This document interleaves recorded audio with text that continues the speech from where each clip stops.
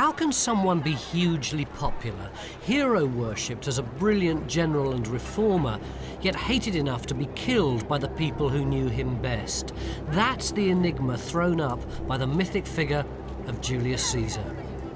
So I've come here to Rome to try to find something of the complex character who by 55 BC had made as many enemies as he'd won over. He was 45 years old, he'd had 5 swashbuckling years away from home. Indeed, it was only the diplomatic immunity of his foreign posting that stood between him and prosecution in Rome, because he'd only got to the top through bribery and corruption. Over the next 16 years, he'd fight a civil war, he'd have a passionate affair with Cleopatra, he'd take on the mantle of emperor, and finally, he'd meet his destiny and the assassin's knife on the Ides of March.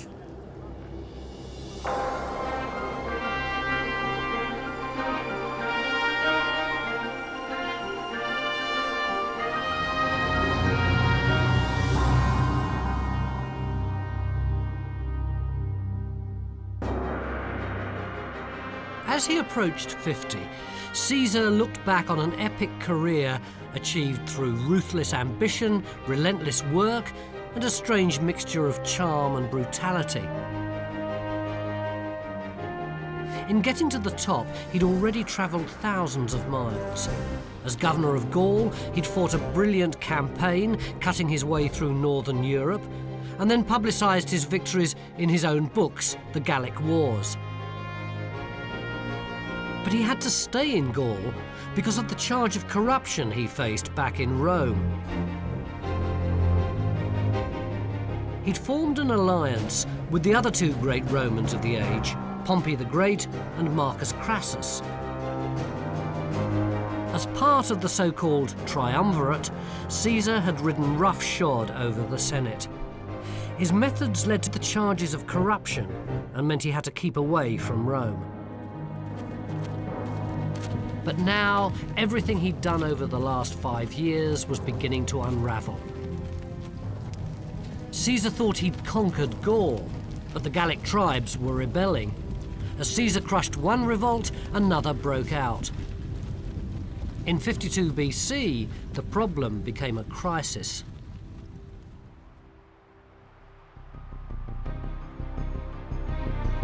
For the first time, Caesar met a really dangerous opponent. A charismatic young Gallic prince was uniting the disparate tribes. His name was Vercingetorix.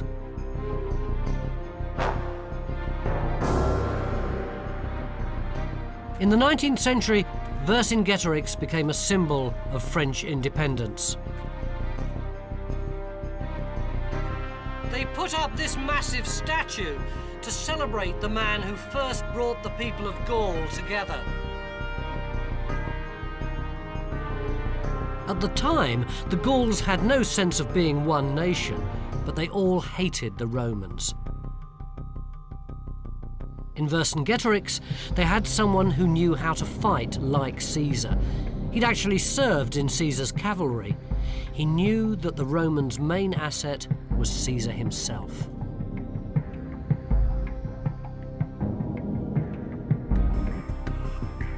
The rebellion started in winter. Caesar was here in northern Italy, keeping in touch with politics in Rome. His main forces were spread across northern Gaul. But Vercingetorix was rousing the tribes here in the middle of Gaul.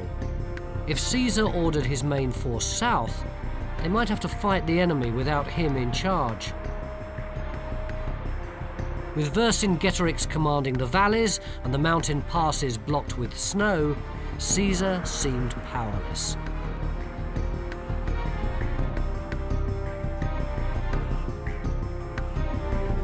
If you want to understand Caesar, you need to think like him.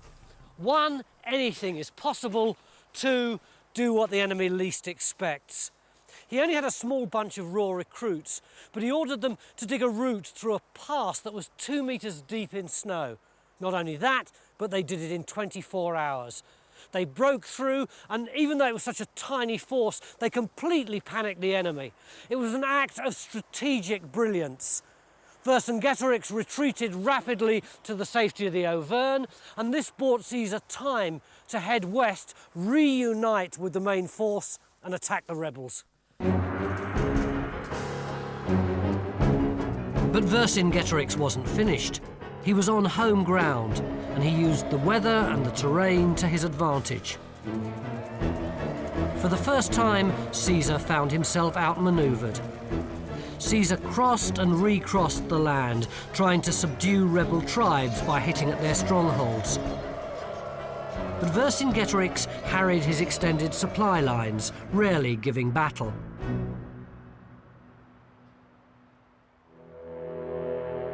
Then he made his first and last mistake. He allowed Caesar to trap him into a direct confrontation. It took place here, at what is now Alise-Saint-Reine. 2,000 years ago, you would have seen the great ramparts of Alesia, a massive Gallic hill fort. Vercingetorix had botched an attack on Caesar's cavalry and was forced to withdraw here with his 80,000 men. As Caesar closed the net, Vercingetorix sent out a desperate call for reinforcements. Vercingetorix and his men were crammed into the fort on the top of the hill over there, along with the men, women and children who lived there. And when his reinforcements arrived, they set up on that hill over there, up to 250,000 of them. So Caesar's 70,000 legionaries in the valley down there were hopelessly outnumbered. And they'd got two problems. They needed to keep Vercingetorix in and keep the relieving forces out. The solution, another vast engineering feat. They completely surrounded the town with two immense lines of fortifications. First, an inner wall to stop anyone getting out, then another wall on the outside to defend from outer attack. In these infrared photographs, you can still clearly see the two lines. But it meant the Romans were spread terribly thin. It wasn't clear who was besieging who. Alesia was make or break. There were no half measures with Caesar, and no mercy for the Gauls trapped in the hill fort. The food ran out. One of Vercingetorix's lieutenants suggested they kill the old people and eat them. Vercingetorix overruled him and sent all the civilians, men, women and children, down the hill to avoid the final conflict. Caesar refused to let them through, and they starved to death here in no man's land. Alesia is a terrific danger, it must be said. It's a very big force inside the hill fort, and there's an even bigger force that's coming to the relief. There's a very big army on both sides. Caesar's going to have to fight on both sides at once. Yeah, it's a terrific risk, but there's terrific amounts to gain as well, because if he can win this one, it will be clear that he is the master of Gaul.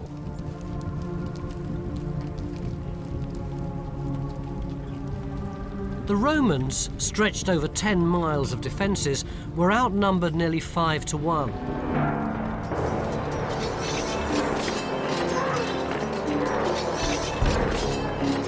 For 4 solid days, the Gauls and the Romans slogged it out. It could have gone either way. Then Caesar himself led a surprise assault, and the Gauls collapsed.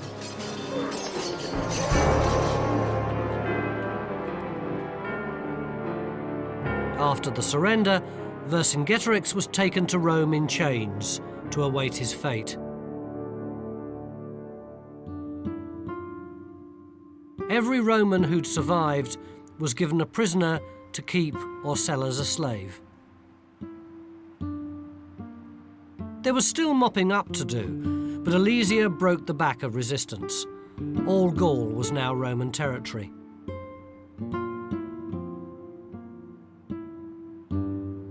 Caesar had rewritten the map of Rome's dominions. The great Gallic hill forts, like Alesia, were replaced with Roman settlements, miniature Romes with their own forum and temple, nice and neat. Thanks to Caesar, the French have a Latin language, and Europe is a classical, not a Celtic culture.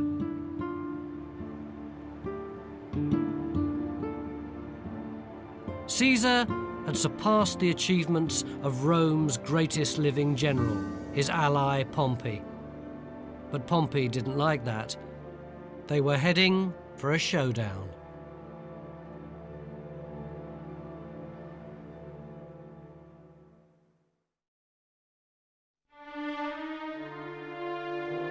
By the time he'd conquered Gaul, Caesar was in his late 40s. After years of hard campaigning, he was tough, thin and fit, although he suffered from mild epilepsy. He was also vain. He was so embarrassed by his thinning black hair that he'd started to comb it forward from the back to cover the bald patch like a Roman comb-over.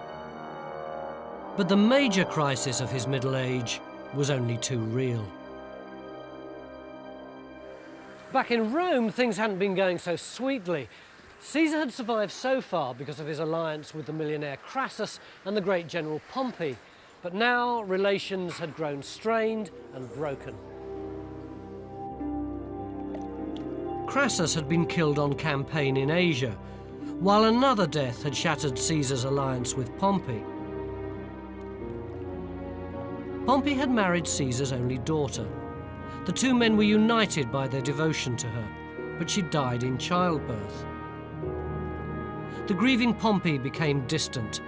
He was jealous of Caesar's success and threatened by his military might. He'd been happy to help Caesar's career, but not at the expense of Rome's interests.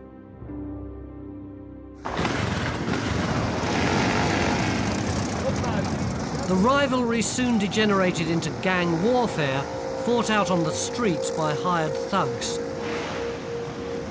The Senate split into factions, lining up behind two massive egos, each with their own army at their disposal. In 50 BC, the crisis reached boiling point. Caesar's time in Gaul was up. The consuls demanded that he return to Rome, lay down his post, and face the charges that had been hanging over his head for 10 years. Rome waited to see how Caesar would react. He was a brooding presence, waiting with his forces on Italy's northern border. If he was to resign everything, right, he would be a private citizen and open to attack for all of his actions. Like, he could be attacked for his actions in 59 BC as consul because they were illegal, and all of his actions in waging war in Gaul aren't entirely given the rubber stamp of approval by the Senate and people of Rome. They're not completely legal. He could also be tried for extortion. So, in a way, he has really one choice, which is, like, if he's going to stay in command of this vast army, is to actually just take it with him to Rome. The boundary between Caesar's province and Roman soil, where troops weren't allowed, was the river Rubicon. If he stayed north of the river, Caesar retained the power base of his army. As soon as he crossed south, he'd automatically become a private citizen, and if he brought his troops with him, he'd be committing treason against the Roman people. By crossing the Rubicon, Caesar would give us not one, but two phrases meaning no going back. Caesar could have ducked out of the fight, he could have obeyed the law, he could have avoided the death of the many, many Roman citizens who fought each other over the next 6 years, but he didn't. His sense of his own destiny prevailed. On the 11th of January, 49 BC, he arrived at this little bridge just before dawn in a closed carriage. The rest of his men had gone on ahead. Even now, he could have avoided the conflict. He thought for a moment, and then he said, "Alia iacta est." The die is cast. He crossed the bridge. And when he got to here, he was at war.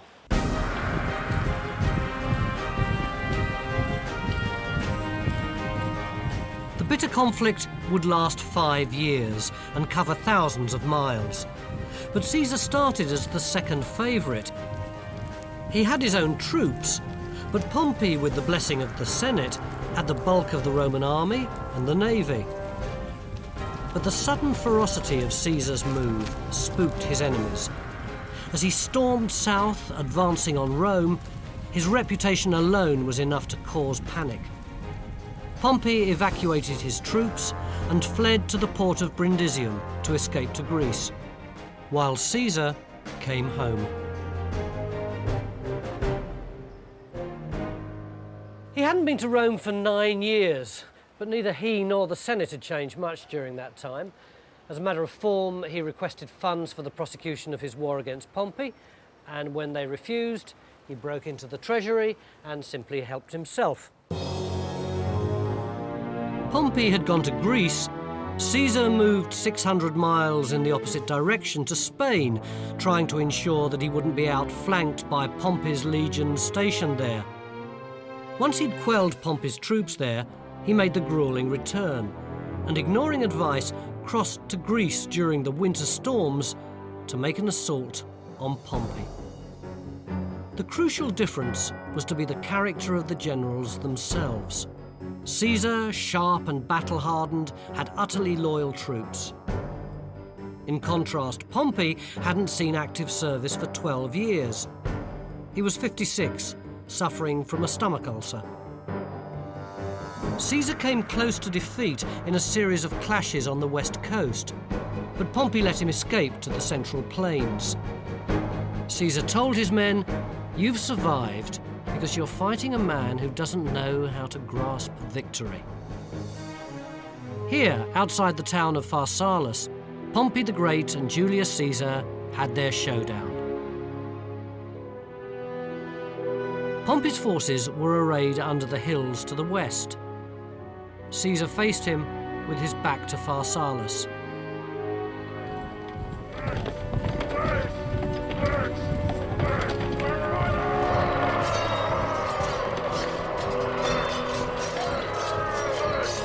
Amid the cornfields of Greece, Roman died at the hand of Roman.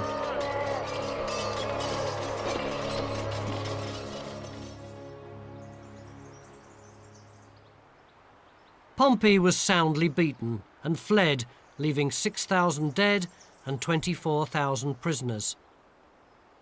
He was victorious, but Caesar knew the real battle was for the hearts and minds of the Roman people. At the beginning of the Civil War, Pompey declared, "Everyone who's not with me is against me." Caesar, on the other hand, is said to have said, "Everyone who's not against me, actively, is with me." And that's a good example of Caesar's political awareness, because what he did there was open up a way to forgiveness. Caesar took most of the captured into his own ranks. He didn't know it yet, but this policy of mercy was to prove fatal. Among the captured officers he spared was Marcus Junius Brutus, the son of Caesar's favourite mistress and the man who would have him killed.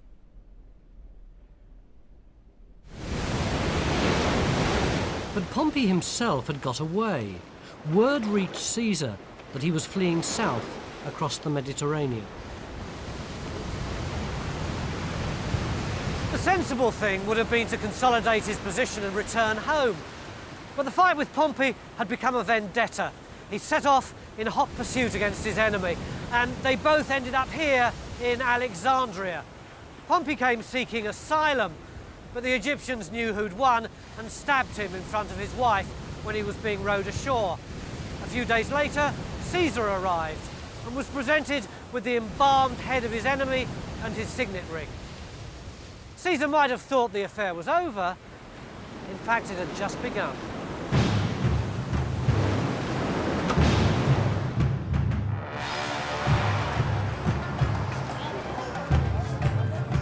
He'd stepped into a political maelstrom. Exotic Egypt was run by the Ptolemy dynasty. Because the royal family were thought to be living gods, the rulers were always a brother and sister who married each other and ruled jointly, although each kept a separate palace. Incest didn't make them fond of each other. There were fierce struggles to get the upper hand.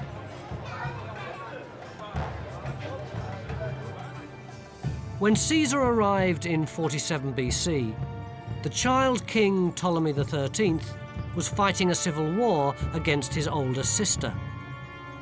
At the time, the king had the upper hand. He invited Caesar to the palace as his guest. He wanted to ensure that the man who was now the most powerful Roman alive would be his ally. A few days later, Caesar had an unusual visitor. A male attendant came in with a laundry sack over his shoulder. He dropped it on the floor, opened it, and out popped the Queen. She'd come to enlist Caesar's help against the king, her brother. To a man with a roving eye like Caesar's, this was big-time trouble. In front of him, exotic and available, was Cleopatra.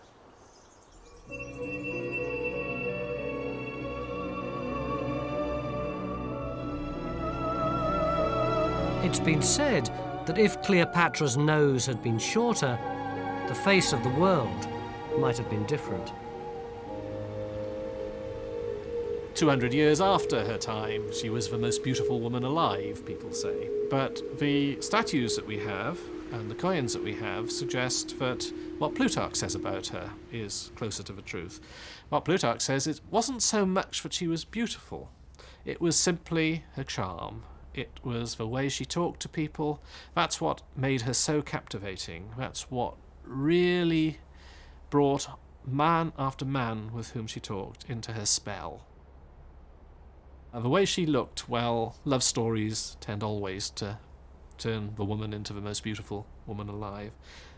She didn't need to be the most beautiful woman alive to achieve what she achieved.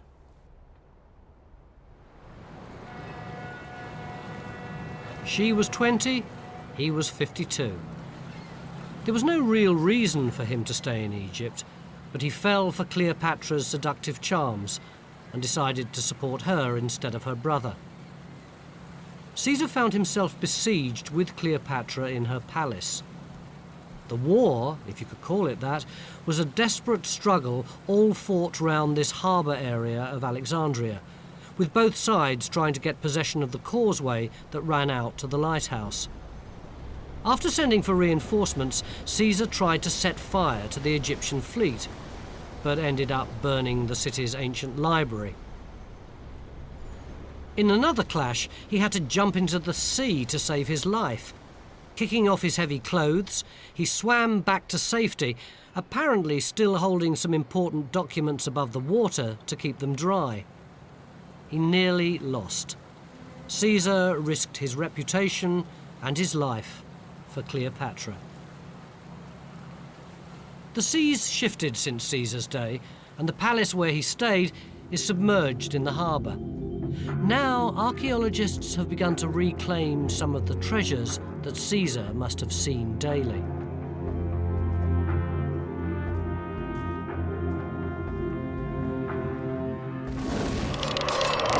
With Caesar's help, Cleopatra was the winner of the war. Once reinforcements arrived, there was a decisive confrontation.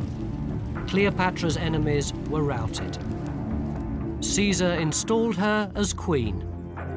The new king, and Cleopatra's official husband, was her 11-year-old brother.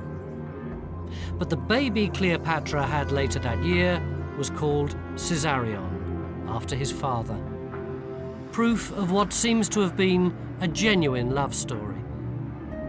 Because even after the politics were done, Caesar couldn't bear to leave Egypt. He joined Cleopatra on a romantic cruise down the Nile.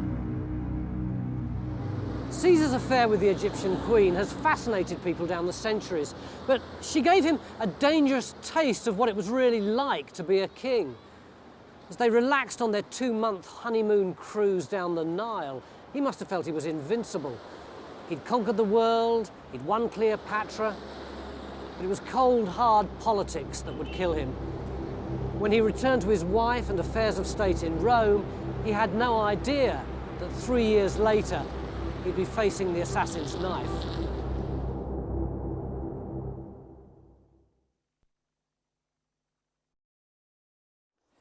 Caesar marched back home in triumph up the Appian Way, but he hadn't come straight from Egypt. Typically, when he left Cleopatra's arms, he diverted to northern Turkey. where he fought a lightning and devastating campaign against a king who'd been trying to invade the empire. In a life crowned with military success, he'd surpassed himself. To celebrate, he wrote one of the most famous sayings of all time, Veni, Vidi, Vici. I came, I saw, I conquered. A brilliant epigram from a brilliant man.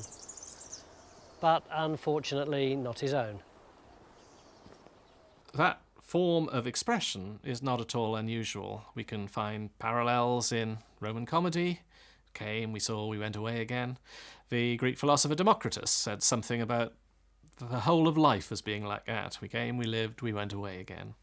What's new about what Caesar does is that instead of coming, seeing and going away, it's I came, I saw and I conquered. This was early PR. Caesar wasn't content with mere achievement. He wanted to create his own myth at the same time. Rome is increasingly a political scene where propaganda or images, image building of one sort or another is becoming more and more important. And the idea of Caesar, the one who's beloved of his army, the man who's always so quick, Caesariana Celeritas on the battlefield, the one who carries all before him, the man who is just got winner printed on the middle of his forehead. That is very much a Caesar creation. As soon as he got back to Rome, he wrote up his own account of the Civil War, playing on his mercy and his willingness to unite the peoples of Rome. And he threw the party to end all parties. A returning general was often given an official celebration called a triumph. Caesar had 4, all at the same time, parading the trophies of his many victories. Rome had never seen anything like it. Caesar's legions marched in triumph, singing vulgar songs about their oversexed general. Home we bring our bald whoremonger. Romans, lock your wives away. All that foreign gold you gave him went his Gallic whores to pay. Fond insults that you only get after years of affection and respect. It wasn't just a show. There was prize money for the troops. A public feast with 22,000 tables groaning with food. Gladiators fought to the death, athletes ran and wrestled, actors performed. As a special treat, Vercingetorix, who'd been saved up for 8 years, was paraded in chains before being taken away and strangled quietly in prison.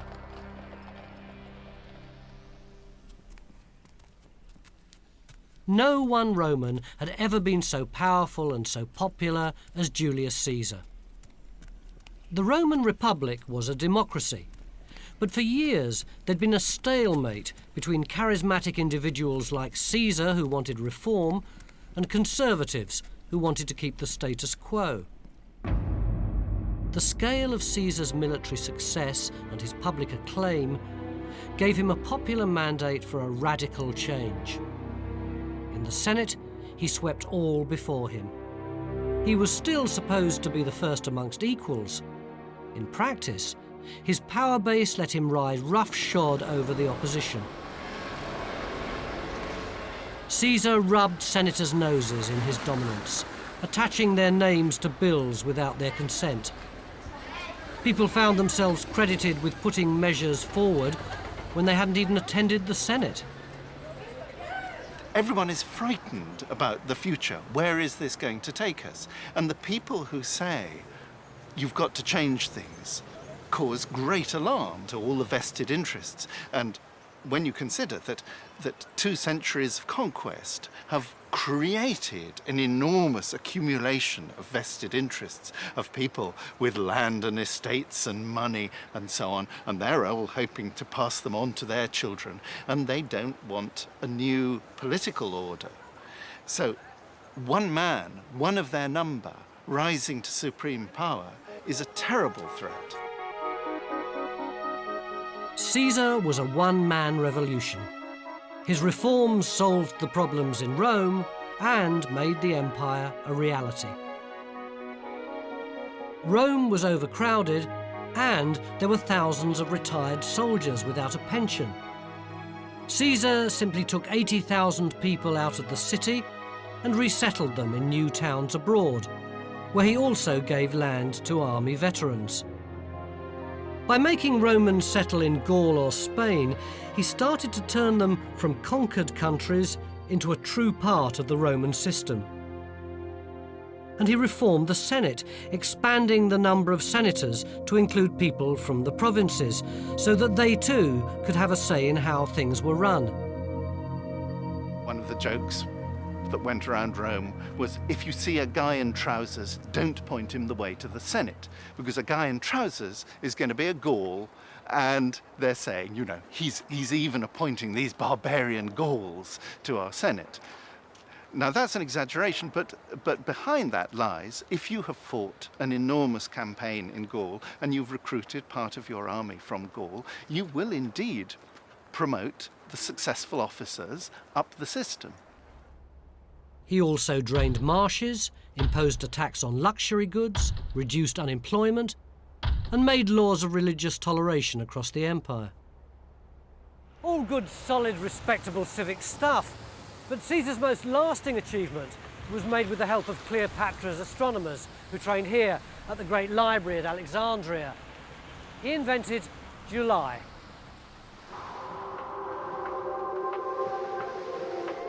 Before Caesar, the Roman year was too short. Their 12 months followed the phases of the moon and were only 28 days long. Every so often, they had to put in an extra month to make up, but during the chaos of the Civil War, Midsummer Day had fallen in September. Caesar understood astronomy. He knew the year should be 365 days long.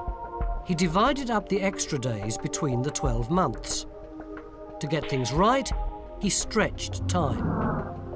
Between November and December 46 BC, he put in 2 extra months. Then, on the 1st of January 45 BC, his new 365-day calendar started. With minor modifications, it's what we have today. To mark his achievement, the month that contained his birthday was called July. Then, in the middle of all this activity, Cleopatra herself arrived in Rome with her 12-year-old husband and Caesar's baby.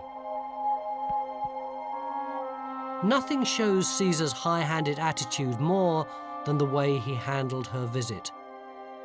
He erected a statue of Cleopatra in the temple of Venus the Mother. This was blasphemy. Having a girlfriend was one thing. Asking Romans to treat her like a goddess was another. By 45 BC, discontent was seeping round the Roman elite. Caesar's military enemies still had power. The civil war was threatening to break out again in Spain. He'd already had to fight in North Africa the year before, putting down a resurgence of Pompey's supporters there. Now Pompey's sons, wanting to avenge their father, were assembling an army near Cordoba. Once more, Caesar rallied his troops for what was to be his last campaign. It's 2,400 kilometers from Rome to Cordoba. Caesar did it in just 27 days. In fact, he got there before either the enemy or his own men knew he was coming. The final battle of the Civil War was one of Caesar's most desperate struggles. It took place just north of Cadiz at Munda.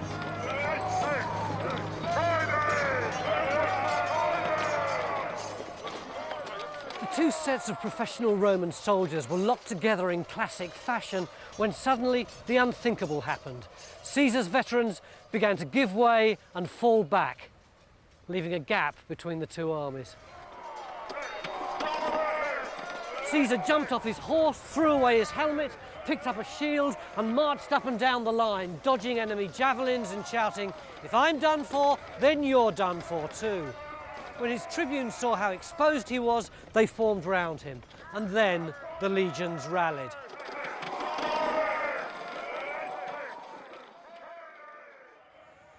When the battle was won, Caesar admitted that he'd contemplated suicide when he saw his men begin to fall back. "I fought for victory before," he said, "but I've never fought for my own life." The civil war was over. By the age of 55, Caesar had such power that the Republic could barely fit him into the existing democracy. The Senate tried to fit the system to the man, giving him the highest office of consul for not 1, but 10 years. Caesar also took an honorary title, which has immense significance. This is the room of the emperors at the Capitoline Museum. They're all here: Nero, Augustus, Caligula. But they wouldn't be called emperors if it hadn't been for Julius Caesar. His soldiers loved him and gave him the unofficial title of Imperator, or Emperor. He hijacked the name and used it as a permanent title, so that ever after, the boss of Rome and its dominions was known as the Emperor. Surely, in a sense, Caesar must be the first emperor. Imperator is just one of the many titles which these people used, and he was the first Imperator Kaiser. Do you think that Caesar was aware that he was creating something new? Yes, he must have been aware, not least because everyone was telling him at the time, "You are destroying the old system. You don't want to do this." But he knows that the world has changed in a very significant way and that he has to set a new model. Caesar wasn't the sort of character who could play a diplomatic game. One day, a deputation came to him to tell him about the latest batch of honours the Senate had awarded him. They were standing, he didn't get up. This implied he was superior in rank to his fellow senators, a great insult. His excuse was that he had diarrhea and didn't dare move, but it was noted that he still managed to walk home. Then in February 44 BC, Caesar was declared dictator. Dictators were usually temporary one-man rulers who were appointed to sort out emergencies. Caesar was given the post for life. There was now officially one man more important than his fellow citizens.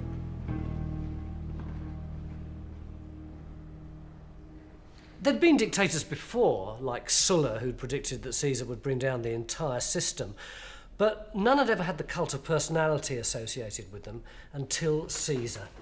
Look at this coin. It was minted in 44 BC, and that head is Caesar. This is the last year of Caesar's life, and it was the very first time that any Roman coin had had the portrait of a living person on it. What hubris. And see this one. This was minted 2 years later, and on it there's a pair of daggers and a cap which symbolises liberty, and these 2 words, 3 words, the Ides of March.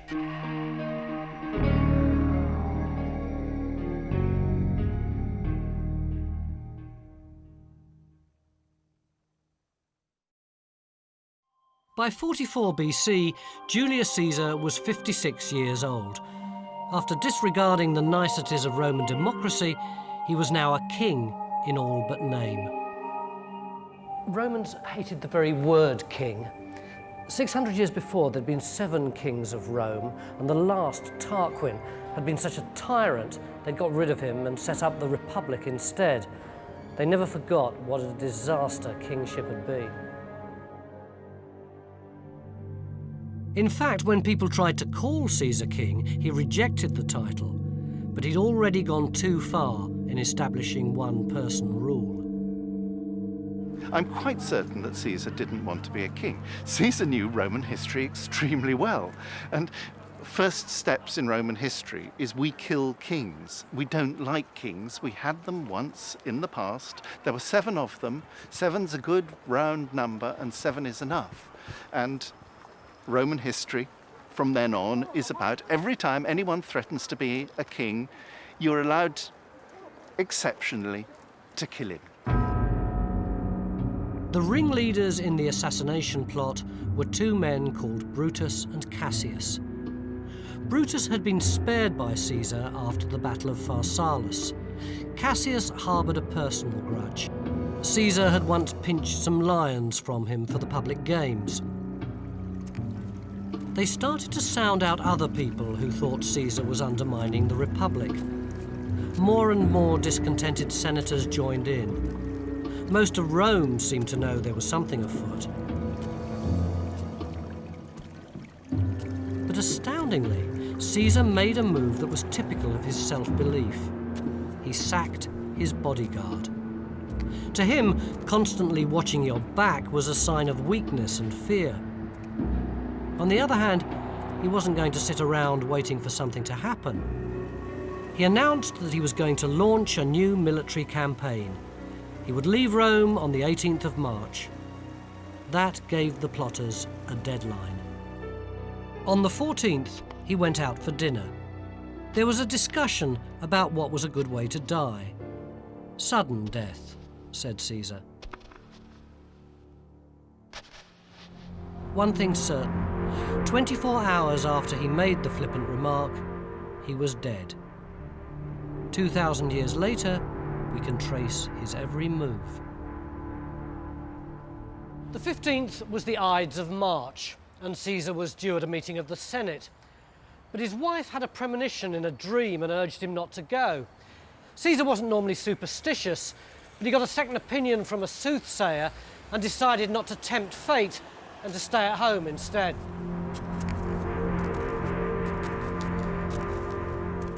The plotters almost panicked, but then they had a masterstroke. They sent for the man that Caesar was least likely to suspect in order to try and lure him to the place where they planned to kill him. Shrewdly, Decimus didn't try to persuade Caesar to attend the whole meeting, just to pop out and adjourn it first. And as he spoke, he took Caesar by the hand and led him out into the street.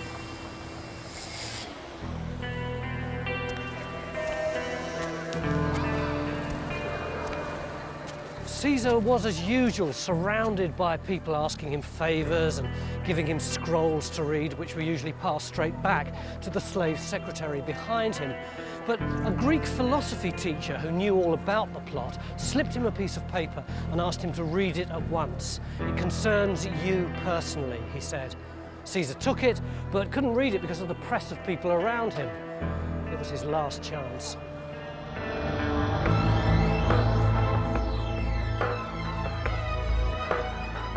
He went through to meet the Senate and his death.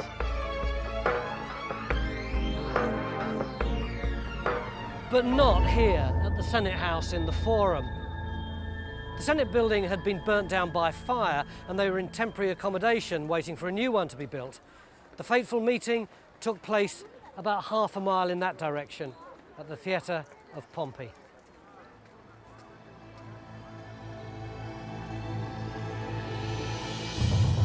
It's Shakespeare's play that has the murder taking place on the steps of the Senate House. It's ironic that it really happened in a theatre built by the man who became Caesar's arch-enemy. And although the murder's world famous, the real location's pretty difficult to find. The Theatre of Pompey is shown on the tourist map, but there's no sign at all of it in the street, other than the intriguing shape of this building, which mirrors the shape of the original theatre. The only actual remains, though, around the corner.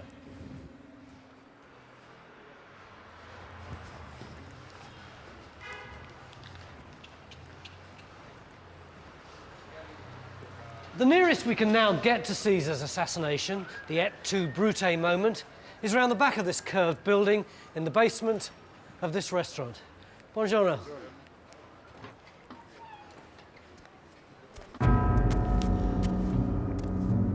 Caesar was invited into the Senate room just a few meters from here. As he went to sit down, the plotters struck. A man called Casca stabbed him in the neck. Caesar spun round and stuck him in the arm with a metal pen. But then someone else stabbed him in the side. This was to prove the killer blow. But by then, all 23 plotters were hacking and stabbing in such a frenzy that some of them even stabbed each other. Caesar never actually said et tu, Brute. It was all far too confusing, lots of blood and screaming. Instead, he just pulled his robe over his face to mask the shame of a dying man.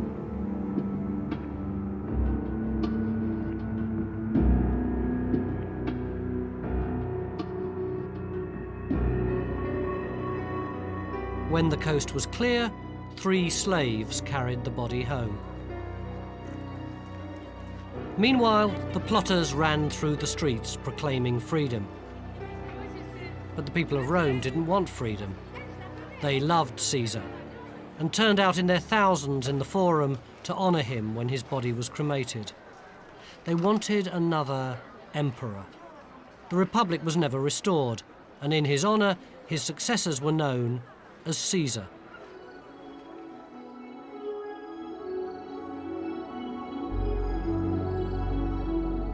After more years of civil war, it was Caesar's adopted son Augustus who formalised the role of emperor. But Julius Caesar is the watershed.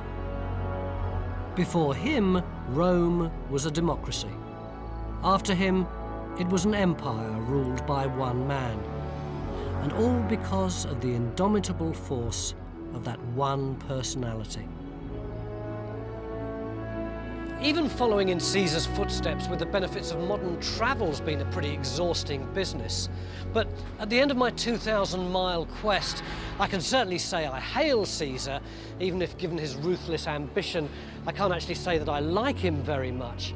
Nevertheless, he was one of history's truly epic figures. He lived life with an energy and a ferocity that is hard to imagine in anyone today. And his achievements were really colossal.